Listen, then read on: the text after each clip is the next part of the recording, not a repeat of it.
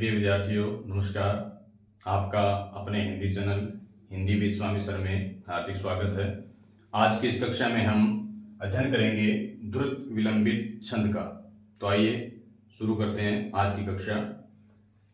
द्रुत विलंबित छंद जो है, इस छंद के जो लक्षण हैं वो निम्नलिखित प्रकार से हैं। सबसे पहली बात कि ये अपने आप में एक वर्णिक छंद है और वर्णिक छंद में भी ये अपने आप में साधारण वर्णिक छंद है, क्योंकि इसके प्रत्येक चरण में 12 वर्ण होते हैं।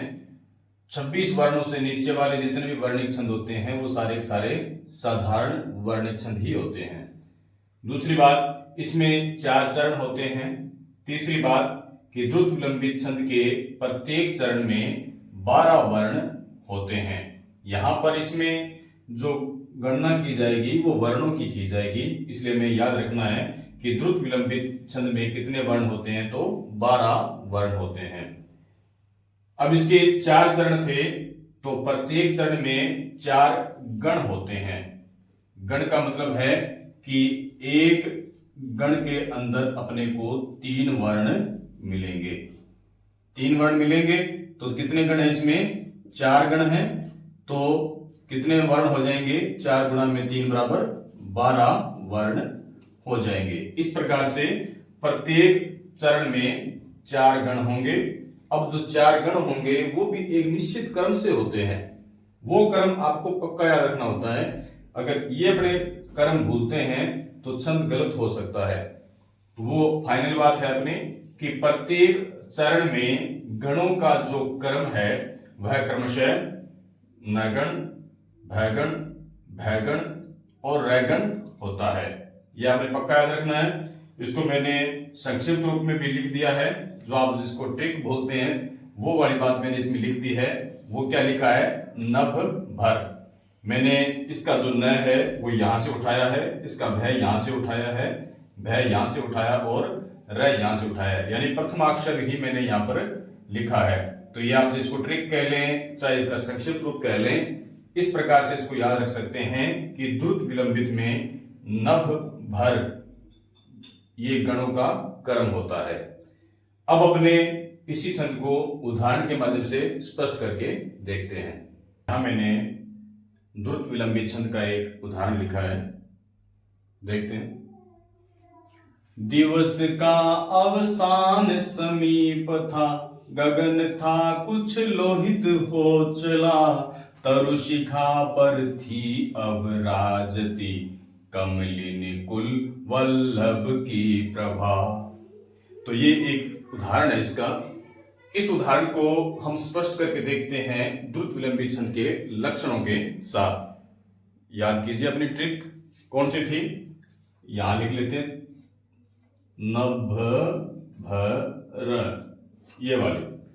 तो इसके अकॉर्डिंग अपने देखते हैं कि यहां पर हम सबसे पहले लिखते हैं न से नैगण, भय से भयगण, फिर भयगण और लास्ट वाले अक्षर से रैगण।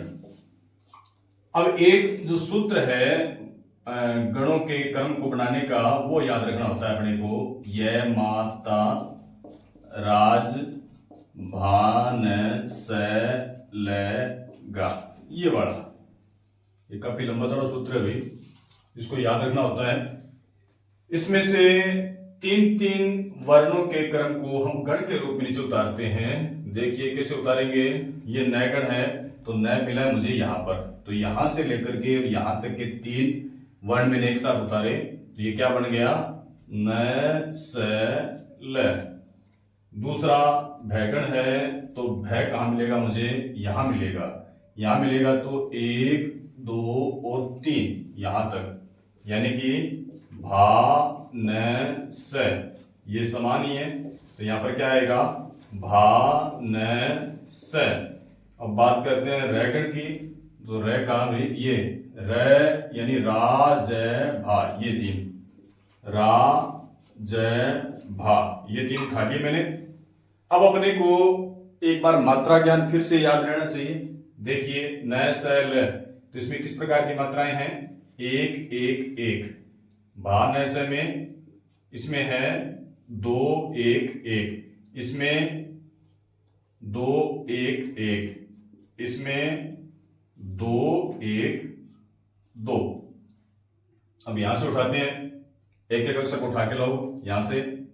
दी व स, तो दी में 1 1 1 छोटी है, तो ये किसका एग्जाम्पल बन गया अपने आप में? ये कौन सा गण हो गया? नया गण हो गया यहां पर, यहां से लेकर यहां तक। उसके पश्चात 3 वर्ण फिर लीजिए, यहां से लेकर के यहां तक के, तो इसमें 2 1 1, ये वाला चिन्ह, तो ये वाला चिन्ह यहां से मैच कर रहा है, तो इसमें कौन सा होगा? भयगण होगा। और इस अक्षर को यहां उतार के देखिए, का अ व। आगे 3 और है अपने पास, तो उठा लेते हैं, सा न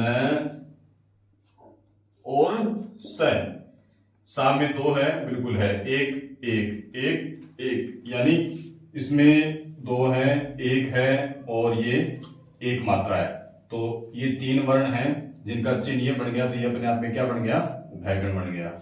लास्ट में अपने पास रहना चाहिए था रैगण, और यहां पर बचा अपने पास में मी प था, तो मी के अंदर 2 मात्राएं हैं, प में 1 है और था में फिर 2 है, तो इस प्रकार से यहां हम लिख सकते हैं 2 1 2, ये चिन्ह बन गया किसका? रैगण का। तो ये नैगण, ये भयगण, भयगण और रैगण। इसके प्रत्येक चरण में जो गणों का क्रम है वो नगण भगण भगण रगण रहेगा, यानी नभ भर रहेगा। चारों के चारों क्रम इसी प्रकार से चलेंगे, और इस प्रकार से अगर आप थोड़ी सी टेबल कच्ची बना के देख लोगे तो ये अपने आप में ज्यादा समझ में आ सकता है।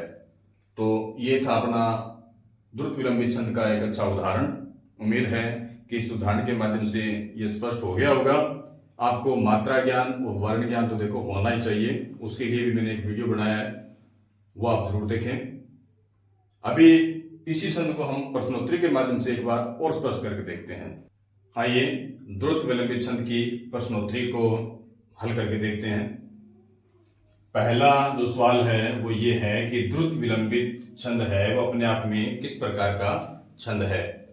तो हमने अभी अध्ययन किया कि अपने आप में वर्णिक छंद है, और वर्णिक छंद में किस प्रकार का छंद है? साधारण वर्णिक है।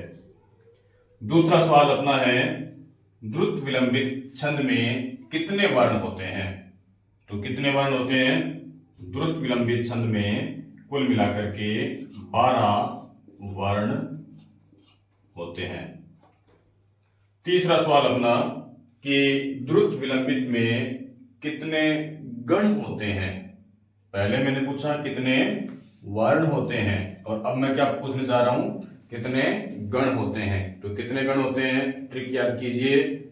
हाँ, कितने गण होते हैं? कुल मिलाकर के 4 गण होते हैं। अगर ये 4 गण होते हैं तो ये गण किस क्रम से लगते हैं? ट्रिक फिर याद करनी पड़ेगी। देखिए ट्रिक थी अपनी न ध भ र, ये वाली, तो इसके साथ में न के साथ में गण जोड़ दो, हो गया काम। तो नयगण, भयगण, फिर भयगण, और फिर लास्ट में र है तो रैगण। ये द्रुत विलंबित के अंदर गणों का जो क्रम होता है वो क्रमशः नगण, भयगण, भयगण और रैगण होता है। तो ये थी द्रुत विलंबित छंद की प्रश्नोत्तरी।